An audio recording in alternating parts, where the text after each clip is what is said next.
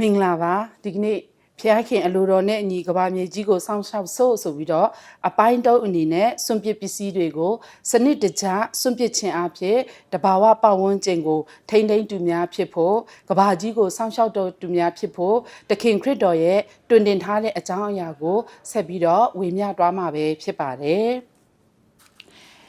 ကောရိန္သုဩဝါဒစာပထမဆောင်ခန်းကြီး30အငယ်31မှာတင်တို့ဒီစားတော်၎င်းတောက်တော်၎င်းမိဒီအမှုကိုပြုတော်၎င်းဖျားခင်ဘုန်းတော်ကိုထောက်၍ခောက်တိန်သောအမှုတို့ကိုအမှုကိစ္စကိုပြုကြလောဒီနေ့ကျမတို့ပြန်ပြီးတော့စဉ်းစားကြည့်လိုက်လို့ရှိရင်เนาะကျမဖွေပြမဲ့အကြောင်းအရာကအားလုံးနဲ့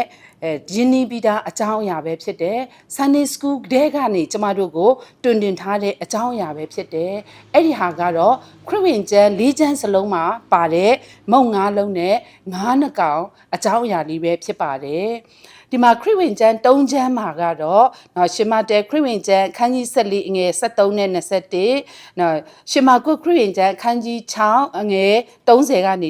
44ရှင်လုကာခရစ်ဝင်ကျမ်းခန်းကြီး9အငယ်10နဲ့19မှာပါဝင်တဲ့အကြောင်းအရာတွေကတော့အားလုံးအတူတူပဲเนาะဆိုတာတွေ့ရတယ်အကျိုးအပဲ့ကိုကောက်တိန်ဖို့ကျွင်းကြံရစ်တော့အကျိုးပဲ့ကောက်တိန်ဖို့ဆိုပြီးတော့ဖော်ပြထားပါတယ်ဒို့တော်လည်းပဲရှင်ယောဟန်ခရစ်ဝင်ကျမ်းခန်းကြီး6အငယ်7နဲ့73မှာတော့ဘာမျှမပြောက်စေပဲကျွင်းကြံရစ်တော့အကျိုးအပဲ့ကောက်တိန်ရန်လို့ဖော်ပြထားတာကိုကျမတို့တွေ့ရမှာပဲဖြစ်ပါတယ်နော်လူအပေါင်းတို့ဒီစား၍ဝကြပြီးမှကျွင်းရစ်တော်အကျိုးပဲ့ကိုကောက်သိမ်း၍12,000အပြည့်ရကြ၏စားတော်သူအည်အတွက်ကမိန်းမနှင့်တူငယ်ကိုမဆိုပဲယောက်ျား9,000ညလောက်ရှိတည်းလို့ဖော်ပြထားတာကိုကျမတို့တွေ့ရမှာပဲဖြစ်ပါတယ်အကျိုးအပဲ့ကောက်သိမ်းရန်ဆိုတဲ့ဟာကိုကျမဆက်ပြီးတော့ဖော်ပြလိုပါတယ်လူ9,000ကိုကျွေးမွေးတဲ့နော်အံ့ဩဖွယ်နမိတ်လက္ခဏာအကြောင်းကိုတော့လူတိုင်းကသိကြတယ်နော်နောက်ဆက်တွဲအဖြစ်အပျက်ကိုလူတိုင်းကလွတ်လျူရှုကြတယ်မိလျော့ထားတယ်ဆက်ပြီးတော့မတွေးဘူးဆိုတာကိုကျမတို့တွေးမြင်ရမှာပဲဖြစ်ပါတယ်ဒီကနေ့ကျမတို့နေ့စဉ်ရင်ဆိုင်နေရတဲ့တဘာဝပတ်ဝန်းကျင်ရဲ့အမိုက်ပြဿနာကိုဒီမှာတွေ့ရမှာပဲဖြစ်ပါတယ်ဒီနေရာမှာကြံရစ်အမိုက်တွေကိုစနစ်တကျဘယ်လိုစွန့်ပစ်ရမလဲဆိုတာကိုတခင်ခရစ်တော်ကတွင်တင်ထားတယ်ဆိုတာကိုကျမတို့တွေ့မြင်ရတာပဲဖြစ်ပါတယ်ကျမတို့ကိုးကွယ်တဲ့ဖန်ဆင်းရှင်ဘုရားခင်ကစီးစနစ်ကြတဲ့သူဖြစ်တယ်။မုံပဲတရေစာတွေကိုဖန်ဆင်းနိုင်တဲ့ဘုရားပဲ။ဘာဖြစ်လို့အကြံအကျွင်းတွေကိုစုတိန်ခိုင်းတာလဲ။အပိုင်းအစတွေကိုဘာဖြစ်လို့ကောက်တိန်ခိုင်းတာလဲဆိုပြီးတော့ကျမတို့မေကွန်ထုတ်เสียအကြောင်းရှိပါတယ်။တို့တော့ဘုရားခင်ကတူပြီးထားတဲ့အရာတူဖန်ဆင်းထားတဲ့အရာတွေကတင်းငယ်တဲ့အရာတွေပဲဖြစ်နေပါစေတန်ဖိုးထားတယ်ဆိုတာကိုဖော်ပြတယ်တင်းငယ်တဲ့အရာပဲဖြစ်ပါစေဖျားခင်ကတန်ဖိုးရှိရှိဂယုဒီဇိုင်းပြုစုပြုမှုဖို့အတွက်ကျမတို့ကိုတွင်တင်ထားတယ်ဆိုတာတွေ့ရတယ်အလာဟတာမဖြုံးတီးဖို့ဒီတင်းငယ်တဲ့အရာတစ်ခုစီတိုင်းဟာဆိုလို့ရှိရင်မူလဖန်ဆင်းထားတဲ့အရင်အမြင့်ကုန်ချမ်းတွေစီကနေလာတယ်ဆိုတာကိုကျမတို့ကိုတွင်တင်လိုတာပဲဖြစ်ပါတယ်ဒါကြောင့်မလို့စီးကန်းတကြတုံးဆွဲပြီးရင်ကြံရစ်တဲ့ပစ္စည်းတွေကိုစနစ်တကျကျမတို့ကိုစုတိန်ထားဖို့တခင်ခရစ်တော်ကကျမတို့ကိုတွင်တင်ထားတာပဲဖြစ်တယ်ဒါကိုလိုက်နာခြင်းဟာဖျားခင်ပေးထားတဲ့တာယာဇာတမူလအရင်အမြစ်ကိုလေးစားတန်ဖိုးထားတာလေဖြစ်တယ်ဆိုပြီးတော့တခင်ခရစ်တော်ကကျမတို့ကိုတွင်တင်ထားတာပဲဖြစ်တယ်ဒီနေရာမှာတခင်ခရစ်တော်ကလူအုပ်ကြီးကိုစားပြီးရင်ပြီးပြီးထားခဲ့ကြဖြစ်တယ်လို့နော်စွန့်ပစ်ခဲ့ကြလို့တခင်ခရစ်တော်ကမတွင်တင်ထားပါဘူးစားပြီးတာနဲ့တပည့်တော်တွေကိုစုတိန်ဖို့ကောက်တိန်ဖို့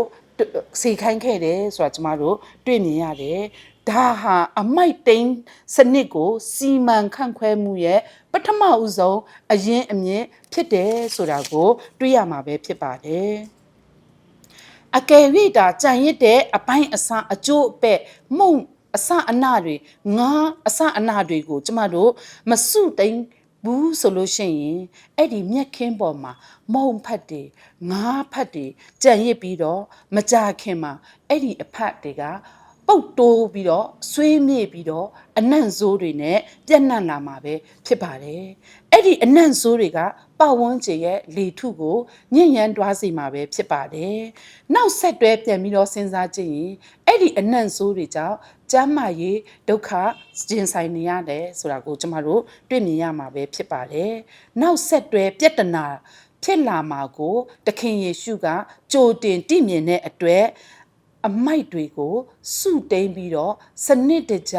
စွန့်ပစ်ခိုင်းတယ်ဆိုတာကျမတို့တွေ့မြင်ရတာပဲဖြစ်ပါတယ်ဒီမှာတင်းတောင်းထဲမှာထည့်ခိုင်းနေ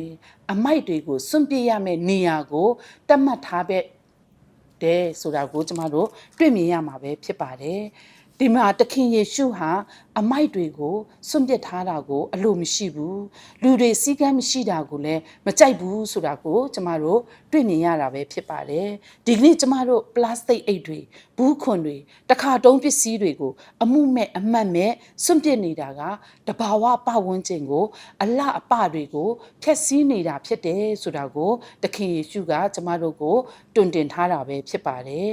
ဖျားခင်ရဲ့ဖန်ဆင်းထားတဲ့လက်ရာတော်တွေကိုမလေးမစားလှုပ်ဆောင်နေတယ်ဆိုတာကိုလည်း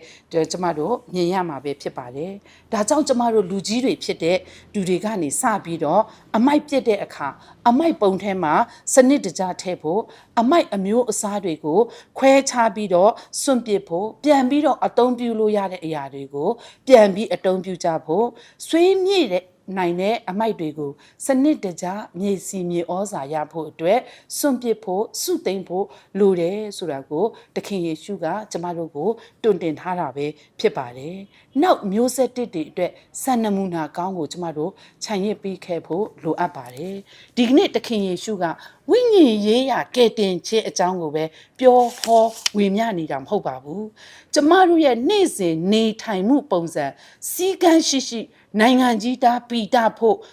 တဘာဝပတ်ဝန်းကျင်ကိုလေးစားတန်ဖိုးထားဖို့လဲတွင်တင်ခဲ့တယ်ဆိုတာကျမတို့တွေ့မြင်ရမှာပဲဖြစ်ပါတယ်ဒီမုံငါးလုံးနဲ့ငါးနှကောင်အဖြစ်အပျက်ဟာကျမတို့ကိုတင်ငန်းစာအများကြီးပေးထားတာကိုကျမတို့တွေ့မြင်ရမှာပဲဖြစ်ပါတယ်ဒီကဘာကြီးဟာဖျားခင်ရဲ့ဥယျာဉ်တော်ကြီးပဲဖြစ်တယ်။ဒါကြောင့်အမိုက်တွေပြည့်တဲ့နေရာအဖြစ်နောက်မျိုးဆက်တစ်ကိုကျမတို့လက်ဆင့်ကမ်းပေးခဲ့ကြမလား။တန့်ရှင်းတဲ့ကဘာကြီးကိုကျမတို့လက်ဆင့်ကမ်းပေးခဲ့မလားဆိုတာကိုဒီကနေ့ကျမတို့ပြန်စဉ်းစားဖို့လက်တွေ့လှုပ်ဆောင်ဖို့တခင်ယေရှုကကျမတို့ကိုတွင်တင်ပေးထားတာပဲဖြစ်ပါတယ်။တခင်ခရစ်တော်ရဲ့တွင်တင်ချက်ကိုကျမတို့လည်းလက်တွေ့လိုက်နာပြီးတော့တန့်ရှင်းတက်ရက်တဲ့တန့်ရှင်းစင်ကြယ်တဲ့ကဘာကြီးကိုနောက်မျိုးဆက်တဲ့အတွက်ကျမတို့လက်ဆင့်ကမ်းပေးဖို့လိုအပ်ပါတယ်။အမိုက်ကင်းစင်တဲ့ကဘာကြီးဖြစ်ဖို့ကျမတို့ကနေစပြီးတော့အစပြုလှုပ်ဆောင်ကြဖို့ကျမတိုက်တွန်းလိုပါတယ်။မကြခင်ကျမတို့ခရစ်စမတ်ရောက်တော့မယ်ဝတ်ပြုခြင်းတွေကျမတို့ကျင်းပကြတော့မယ်စိတ်အပန်းဖြေဖို့အများပိုင်နေရာတွေကိုကျမတို့တွားတော့မယ်ဥယျာဉ်ချမ်းမြေတွေပန်းချံတွေကိုကျမတို့တွားတော့မယ်ဆန်းချောင်းတွေရှိတဲ့နေရာတွေကျမတို့တွားတော့မယ်ရေတံခွန်တွေရှိတဲ့နော်လှပတဲ့တဘာဝပတ်ဝန်းကျင်တွေရှိတဲ့နေရာတွေကိုကျမတို့တွားတော့မယ်မိသားစုတွေစိတ်အပန်းဖြေဖို့ကျမတို့တွားကြတော့မယ်တငယ်ချင်းတွေစုပေါင်းပြီးတော့ကျမတို့အဲ့ဒီနေရာတွေကိုကျမတို့စိတ်အပန်းဖြေဖို့တွားကြတော့မယ်ပျော်ပွဲရှင်ပွဲတွေစားတောက်ပွဲတွေကျမတို့ကျင်းပကြတော့မယ်အဲ့ဒီအခါမှာဒီခရစ်ဝင်ကျမ်း၄ကျမ်းထဲမှာဖော်ပြထားတဲ့မုံငါးလုံးနဲ့ငါးနှကောင်ရဲ့အကြောင်းနောက်ဆက်တွဲ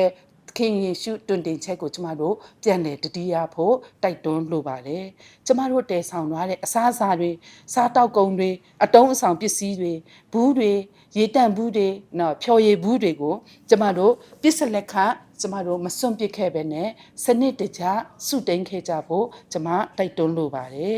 အကြံအကျွေးအကျိုးအပဲ့တွေအမိုက်တွေကိုလည်းစနစ်တကျတိန်ထိုက်ပိမ့်ပိုက်ပြီးတော့ဖျားသားသမီးပီတာသူများအဖြစ်ကျမတို့လက်တွေတက်တည်ပြကြဖို့ကျမတိုက်တွန်းလိုပါတယ်။ဒါကြောင့်မလို့ကောရိန္သုဩဝါဒစာပထမဆောင်ခန်းကြီး30:31မှာကျမတို့ကိုတင်တို့ဒီစားတော်၎င်းတောက်တော်၎င်းမိသည့်အမှုကိုပြုတော်၎င်းဖျားခင်ဘုန်းတော်ကိုထား၍ခောက်တိန်တော်အမှုတို့ကိုပြုကြလော့ဆိုပြီးတော့ကျမတို့ကိုတွင်တင်ထားတာကိုတတိယပြီးတော့စ조사ပြီးတော့ဖျားခင်အလိုတော်နဲ့အညီကဘာကြီးလှပဖို့ကဘာကြီးကို စောင့်ရှောက်တဲ့သူများဖြစ်ကြဖို့ကျမတိုက်တွန်းလိုပါတယ်။နောက်မျိုးဆက်တဲ့အတွက်တာယာလှပတဲ့ကဘာကြီးကိုလက်ဆင့်ကမ်းပေးနိုင်သောသူများဖြစ်အောင်ကျမတို့စ조사ပြီးတော့ဖျားဘုံတော်ထင်ရှားတဲ့သူများအဖြစ်ဆက်ပြီးတော့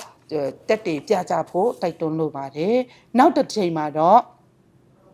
ငိမ့်ချမ်းရေးနဲ့တဘာဝပတ်ဝန်းကျင်မပြတ်စည်းသွားဖို့ကာကွယ်ဆောင်ရှောက်ပေးခဲ့တဲ့လူပုဂ္ဂိုလ်တဦးအကြောင်းကိုကျွန်မဆက်ပြီးဝေမျှသွားပါမယ်။ကြားနာတော်သူအရောက်တိုင်းစီကိုဖျားခင်တာ၍ဖွင့်ပြပါစေ။